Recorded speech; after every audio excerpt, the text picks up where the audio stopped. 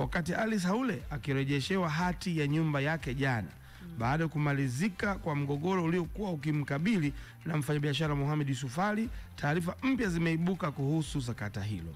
Alice mjane aliondolewa na mabouncer kwenye nyumba yake na vitu vya wapangaji kutupwa nje Septemba 23 mwaka huu kwa madai ni mvamizi kutokana na deni la marehemu mumewe Justice Rugaibula.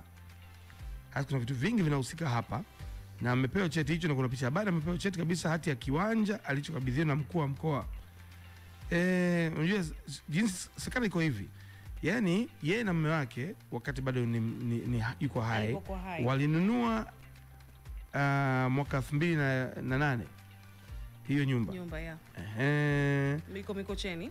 Yes. Sasa baadaye according to Alice, mumewe alikopa hela kwa huyo Yusuf Ali shilingi milioni 150, ambaye sasa ndio anadai mumewe alimuuzia nyumba hiyo huyo Yusuf Ali. Yusuf Ali muda wote huo wakati wa nini ameitwa na mkuu wa mkoa hajaibuka.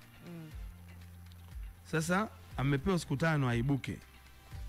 Sasa wanasema kwenye ile contract ya kujaza huyu aliyefariki mume wa Alice, wanasema kwa katika ile hiyo contract kumbe kulikuwa imeandikwa kuwa yani anakopeshwa hela but at the same time anauza nyumba.